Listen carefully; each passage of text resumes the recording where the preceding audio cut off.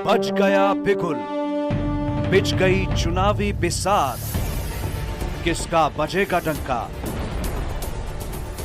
और किसकी होगी मार।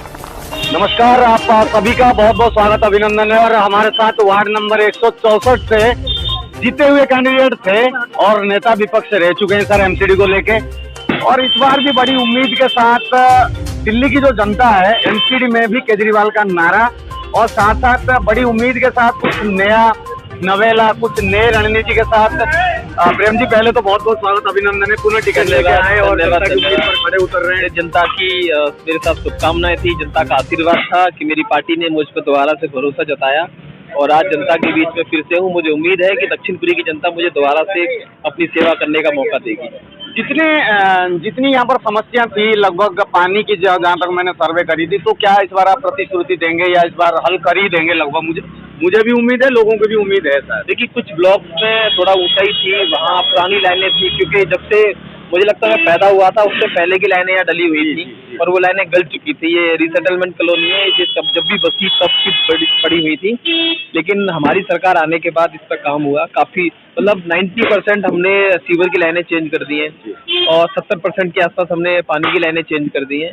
लेकिन ये सरकार, दिल्ली सरकार का काम था सारा, जो कि 2020 में हमें मैंडेट मिला है। आज सवाल 15 साल के कुशासन के खिलाफ जो जनता का आक्रोश है, मैं उसी पर आ रहा हूँ। जी जी, 15 साल का कुशासन के रूप में प्रेम जी देखते हैं इनमें जो कमियां रही है, खासकर जो दिल्ली स्तर में होना चाहिए। और आप तो निचले तबके एरिया में काम कर रहे हैं, देवली विधानसभा सबसे पिछड़ा हुआ इलाका माना जाता है, गरीब तबके के लोग रहते हैं यहाँ पर। जिस प्रकार से विकास होना था, जिस प्रकार से एमसीडी को काम करना था, साफ सफाई को मद्देनजर, क्या वो हो पाया? पहली बात देखिए, कोशिश मैंने करी अपने लेवल पे, क्योंकि ऐसे बोलते हैं ना कि मतलब एक अकेला व्यक्ति क्या क्या करेगा। क्योंकि जब हम विपक्ष में थे वहाँ पे हमारे बहुत कम पार्षद आए थे, मैं विपक्ष का नेता भी था। अगल बगल वार्ड के तो आपका फीडबैक सही है, अगल बगल वार्ड की बात हो जहाँ पे बीजेपी के थे, बीजेपी के हो या आपका हो, समस्या यही थी कि ऊपर वाले कोई सुन के राजी नहीं है और वहाँ पर केंद्रीय नेतृत्व का बहुत ज्यादा कब्जा है नगर निगम पे। वो अपने हिसाब से उनकी ऑफिस इस्तेमाल करते हैं, जो केंद्रीय नेतृत्व है इनका, बीजेपी के जो नेता हैं बड़े बड़े, और अपने हिसाब से वो मेयर को सेट करते हैं, वहाँ पे स्टैंडिंग चेयरमैन सेट करते हैं एक साल के लिए। तो वो सिर्फ लूट खसूट का काम करते हैं और उन पर इतना प्रेशर होता है जो मेयर बनते हैं या स्टैंडिंग चेयरमैन बनते हैं कि इनको कमा के दो, इनसे जनता से नोच के दो।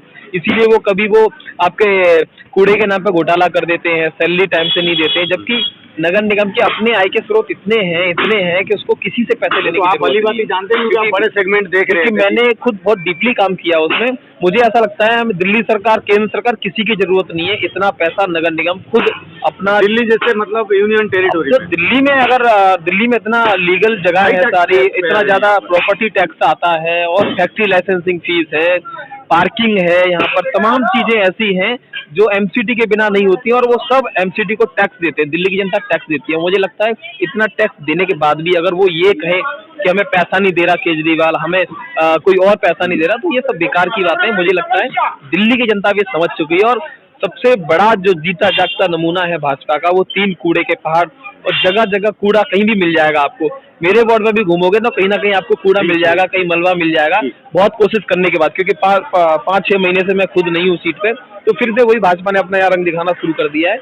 लेकिन इस बार दिल्ली की जनता ने मन बना रखा है कि केजरीवाल जी आ रहे हैं, 10 गारंटी के ऊपर भी बात करते हैं।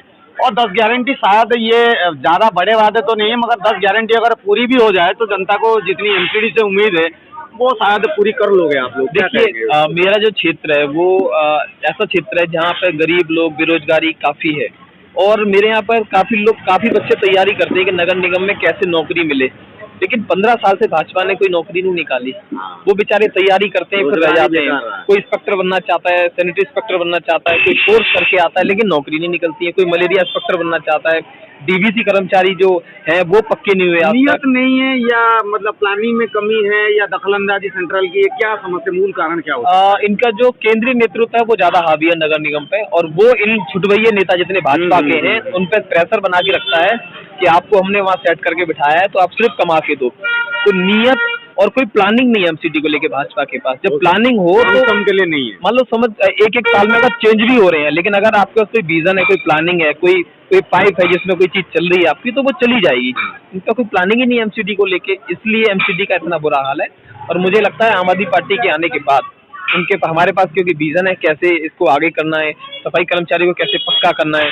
10 गारंटी में ये भी है जो आवारा पशु घूम रहे हैं इनको किस तरीके से इनकी रखरखाव किया जाए, किस तरीके से इनको जो सही जगह है इनकी वहाँ पहुँचाया जाए।